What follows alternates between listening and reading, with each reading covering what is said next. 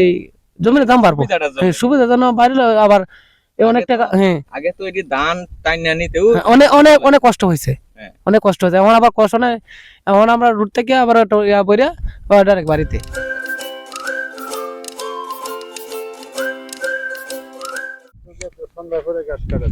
আসসালামু আলাইকুম দর্শক, স্বাগতম গ্রাম বাংলা অবস্থান নতুন একটা ভিডিওতে।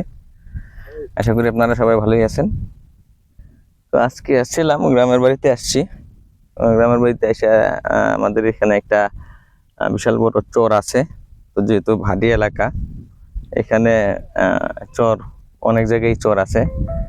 তো এই চরগুলা দেখতে আসছিলাম, আর পাশাপাশি চরের মধ্যে কিছু ক্ষেত আছে, এগুলা দেখতে আসছি। আপনাদেরকে একটু ব্যাক ক্যামেরাতে দেখাই, তাহলে বুঝতে পারবেন। এই যে দেখেন, বাইক নিয়ে চর ঘুরতে আসছি। ওই যে ওইটা হচ্ছে সুনামগঞ্জ ডিস্ট্রিক্টের এলাকা, ওইটা সুনামগঞ্জ ডিস্ট্রিক্টের। আর এটা চর, এদিক দিয়ে আমরা আসছি। এই যে এদিকে গাড়ি রেখে আমরা চরটা এক্সপ্লোর করতেছি আর কি। আর এটা হচ্ছে চরের খাল। হ্যাঁ, দেখেন মাটিটা, দেখেন কি শক্ত মাটি, অবস্থাটা দেখেন। এই চরের মাটি হচ্ছে কি এরকম।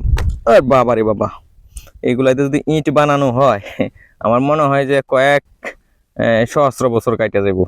এই ইটগুলা এরকম, মানে মাটিটা এরকম শক্ত, আপনারা দেখতেই পারতেছেন। এই যে দেখেন অবস্থাটা, চরের মাটি কত শক্ত। অনেক জায়গায় তো বালু থাকে, আমাদের এখানে কিন্তু বালু নয়। এই যে দেখেন, একদম এঁটেল মাটিটা শুকায় কি অবস্থা হয়েছে, মাথা ফাইটে যাবো যদি এটা দিয়ে কেউ ঢিল মারে। বুঝছো? এই যে দর্শক দেখতে পাইতেছেন আপনারা, হাওরের মাঝখান দিয়ে যে পিচ করার রাস্তা।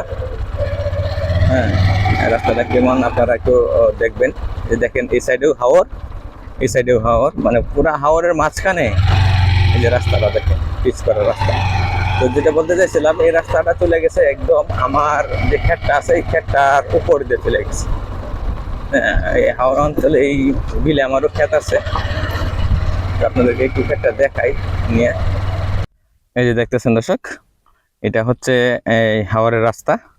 এই রাস্তা আমাদের নেত্রকোনা, ওই যে এখান থেকে আসছে নেত্রকোনা, আমাদের গ্রাম থেকে আসছে। আমাদের গ্রাম হচ্ছে ওই যে সামনেটা, এটা হচ্ছে আমাদের গ্রাম। হ্যাঁ, ওই যে লোকটা সোজা যে গ্রামটা, এটা আমাদের গ্রাম। তো এদিক দিয়ে আইসা হাওরের মাঝখান দিয়ে দেখেন, এই যে পিচ করার রাস্তা, পিচ করা বলতে ঢালাইয়ের রাস্তা আর কি। এটা যা লাগছে ওই যে সুনামগঞ্জ ডিস্ট্রিক্টের গ্রাম, এটাকে বলে পরশুখালী। হ্যাঁ, এই পরশুখালী যায় লাগছে। তো পরশুখালী সুনামগঞ্জ ডিস্ট্রিক্টের। তো রাস্তাটা আমার যে ক্ষেতটা, এটার এই সাইডেও একটু পড়ছে, পুরো রাস্তাটাই আমার ক্ষেতটার মধ্যে পড়ছে। তো ওইখান থেকে হচ্ছে আমার এক চাচার ক্ষেত, এই পাশটা হচ্ছে আমার এক চাচার ক্ষেত, এটা আমার। তো এই রাস্তাটা যাওয়াতে আমাদের কি লাভ হইলো নাকি লোকসান হইলো, রাস্তা তো অনেকটা জায়গা খেয়ে ফেলছে, তাই না? এখানে রাস্তা হচ্ছে প্রায় 12 ফিট। হ্যাঁ, এরপরে সাইডে আর একটু জায়গাও আছে আরো 2 ফিট করে। তার মানে 12 আর 4, 12 আর 4, 16 ফিট রাস্তা গেছে এদিক দিয়ে, টোটাল জায়গা নিছে। তো এই 16 ফিট যাওয়ার পরে আমার কি ক্ষতি হইলো নাকি লাভ হইলো এই রাস্তা দিয়ে, আপনারা একটু কমেন্টে জানাবেন। বাইস্তা, বাইস্তার কাছে জিজ্ঞাসা করি যে আমার ক্ষেতের উপর দিয়ে রাস্তা যাওয়াতে কি ক্ষতি হয়েছে নাকি ভালো হয়েছে। বাইস্তা, তুমি বলো, ভালো হয়েছে না ক্ষতি হয়েছে? এটা খুব ভালো হয়েছে, একটা রাস্তা গেছে হাওর অঞ্চলে দিয়ে, এটা খুব ভালো হয়েছে। কারণ যে 50,000 টাকা, এখন এইগুলা জমির দাম আছে 1 লক্ষ টাকা। মানে 55,000 টাকা দাম আগে দাম মানে 1 লাখ টাকা, এক মানে মনে আছে ভবিষ্যতে 4 বছর পরে মনে হয় আরো উপরে উঠতে পারে।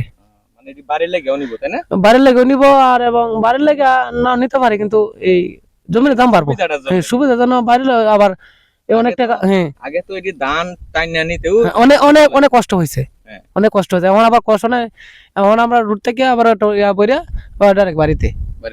আর আগে তো কান্দা, আগে তো কান্দা নিয়ে আপনার বেগুয়া দিয়া আপনার বাগুলোতে খাড়াইয়া ই করে সে করে পুষানি গেছে না। এখন আল্লাহর রহমতে ভালোই, কারণ জমিনের দাম মানে স্বর্ণের দামের মতো দাম হয়ে গেছে।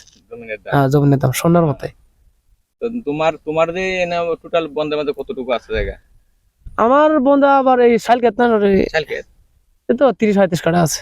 মাশাআল্লাহ মাশাআল্লাহ, বেটা তুমি তো 30 লাখ টাকার মালিক, বেটা শিল্পপতি। ভবিষ্যতে তো আমরা শিল্পপতি। তো দর্শক, এই যে দেখতেছেন বাইস্তার অলরেডি এখানে 30-35 কাঠা জমি আছে এখানে।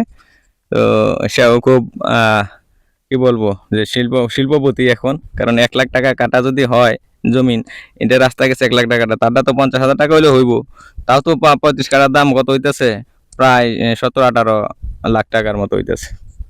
ঠিক আছে, এরকম অনেকের আমাদের এলাকার অনেকেরই জমিন আছে এখানে, তাই না? সবারই আছে, এই হাওরের মধ্যে সবারই আছে। তো এই হাওরটা আমাদের নেত্রকোনা ডিস্ট্রিক্টের মধ্যে, এই হাওরটার মানে কাটা, ধান কাটা সবার আগে লাগে, তাই না? এই যে দেখেন দর্শক, অলরেডি কিন্তু এই যে ধানের থুর বের হয়ে পড়ছে। এই যে দর্শক, আমার আরেক খেতে আসছি। এইটা ওই যে ক্ষেতটা দেখতেছেন, এটা হচ্ছে আরেকটা আমার ক্ষেত।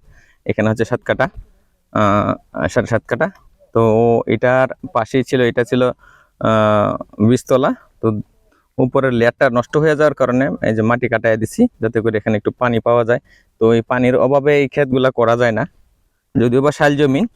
তো এখানে দেখেন এই যে শাল জমিন, তো এই পানির অভাবে দেখেন গাছগুলা, মাঠগুলা কত কিরকম ফাটাটা দিছে। তো এইগুলা এই ধানের জন্য, এই পানির জন্য ধানগুলা বের হইতে পারতেছে না। তো এই পানির অভাবটা যাতে না হয়, এখানে এক বাইস্তায় আমার মাটি নিয়ে নিচ্ছে, প্রয়োজন আছে তার মাটি। তো আমি মাটিটা দিয়ে দিছি, আর একটু গর্ত করে রাখছি, যাতে করে ওই যে ওই পাশের ক্ষেতটা, এখানে যে পানিটা থাকবে এটাতে যাতে করা যায়। এটা নিচু রাখছি ক্ষেতটা। তো এটা কি ভালো করলাম না খারাপ করলাম, অবশ্যই আমাকে কমেন্টে জানাবেন। এরমন কি তুলস, কি গাছ তুলস না? এদি কি গাছ কয়? গায়ে ঘাস কয় নাকি? গায়ে ঘাস। এটা গাছটা আনছে না, দেখি কিরকম। এটি গায়ে ঘাস নাকি? এটি চিত্রা। এটি হইতেছে চিত্রা। যে দর্শক, এটি চিত্রা গাছ। এগুলোকে চিত্রা গাছ বলি। এটি গরুকে খাওয়ানো হয়। আর গায়ে ঘাস কোনটি? ধানের মতো যেগুলো নাকি? এগুলো কি মূলত ধান না? এই যে দর্শক, এটি দেখতেছেন, এগুলো হচ্ছে গায়া ঘাস বলি আমরা, এক ধরনের ঘাস। তো এটা ধান না, এগুলা তুলতেছে এখান থেকে, তুলে গরুর জন্য ইয়ে করতেছে আর কি, ছোট ভাই করতেছে। দেখি কুতলি তোলা লাগে। আচ্ছা, ক্ষেত পরিষ্কার হইতেছে, গাছে তুলাতে, তাই তো? ওকে ওকে। এই যে দর্শক দেখেন, এই হাওর অঞ্চলের যে রাস্তাটা ভালো হওয়ার জন্য কোনোদিন আমরা কখনো, আমাদের বাপসা তারা কখনো কল্পনাও করে নাই যে এই হাওরের মাঝখান দিয়ে অটো চলাচল করবে, বা রিক্সা চলাচল করবে, গাড়ি চলাচল করবে। এই যে দেখেন, এই যে মাত্র একটা অটো গেল, ঠিক আছে, এই পিচ করা রাস্তা হওয়াতে। অর্থাৎ Sunamganj district to Netrokona district এক হয়ে গেছে গা এই রাস্তায়। ঠিক আছে দর্শক, তো কেমন এই রাস্তাটা কেমন লাগলো আপনাদের অবশ্যই কমেন্টে জানাবেন। তো দর্শক, এখন যাবার পালা। আপনাদেরকে হাওর অঞ্চলের সবকিছু দেখাইলাম আপনাদেরকে। এই যে দেখেন, হাওর অঞ্চলের যে আমি এখন দাঁড়ায় আছি হাওর একদম মিডিল পয়েন্টে। ঠিক আছে, এই মিডিল পয়েন্টে আছে। এই মিডিল পয়েন্টে দাঁড়ায় থেকে আপনাদেরকে দেখাইলাম ভিউটা কেমন আসে। নতুন যারা আছেন তারা অবশ্যই আমার পেজটাকে ফলো দিয়ে পাশে থাকবেন। ঠিক আছে, তো এই রোজার দিন বক বক বেশি করবো না। ভালো থাকবেন সবাই। আল্লাহ হাফেজ।